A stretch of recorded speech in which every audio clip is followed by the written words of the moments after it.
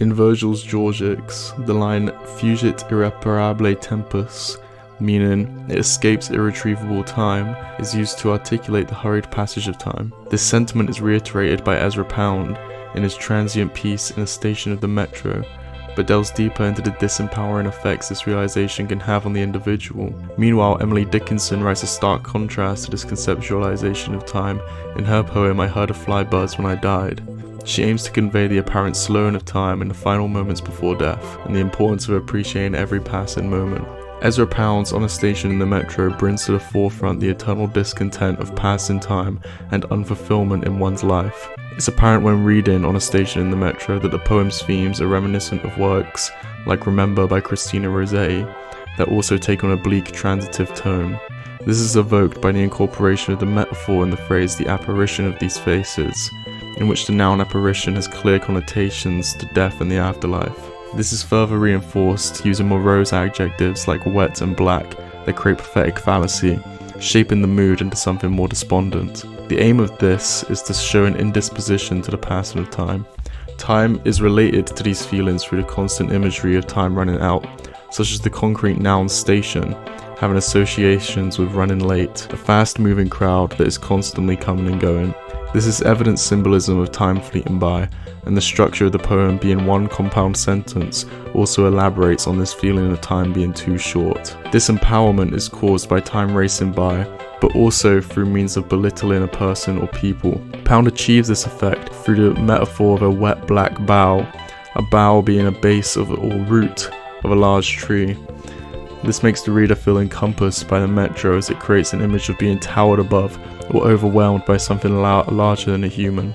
The use of the determiner a in the poem's title, In a Station of the Metro, also aids in convincing the reader they are small, or at the very least one of many, merely petals that fall in vast numbers. This could suggest that the running analogy here is that the tree in which we are below is another symbol of time and the power it has over us. The narrator is simply capturing this saddening moment of realization. In contrast to Pound, I Heard a Fly Buzz When I Died by Emily Dickinson is focused primarily on the state of derealization, as the world around the narrator closes in and they become less and less aware before finally passing away. This is accomplished largely by the structure of the poem, as the trimeter and tetrameter iambic lines replicate the feeling of a slow heartbeat, and the use of dashes that progressively increase from 4 in the first stanza to 7 in the final stanza eloquently indicate the degradation of the body and mind in its final moments. By doing this, Dickinson is approaching time with a level of morbid curiosity, exploring the value of time by presenting to us its inevitable end. The ending of the poem reiterates this. It is pathetic from the point of view of the narrator, as they are cut off before they can make their final point. The final dash and the modal verb could in I could not see to see creates a pitiful representation of the mind, as the narrator is unable to articulate even the simplest thought in their last breath. Ironically, this adds poignance to the final line, as it highlights the omnipotence of time and the importance of appreciating every passing second. This in mind, Dickinson's way of ending the poem may initially come across as inconclusive, as its meaning is somewhat contradictory. On the one hand, the way the poem is left unfinished forms a sort of dread for the passing of time, similar to that witnessed in Pound's In a Station on the Metro.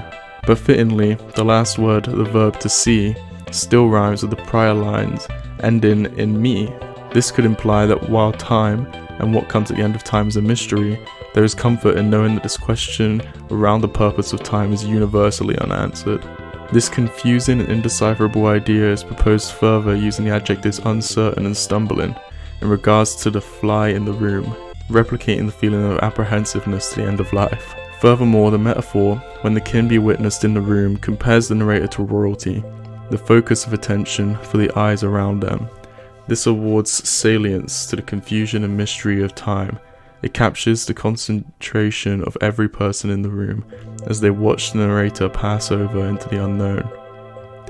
Ultimately, Pound encapsulates the distaste at the constant progression of the clock and how all humans are consumed by time, becoming one body of apparitions that are indiscernible from one another due to their shared goal of beating time. Dickinson acknowledges this emotional state that Pound describes, but also tries to add meaning to it. She suggests that the realization of time moving forwards should instill in us a motivation to enjoy the present moment more so than we currently do, and that we should find some degree of tranquility in the fact that nobody has the answers to what comes beyond time, in death and further still.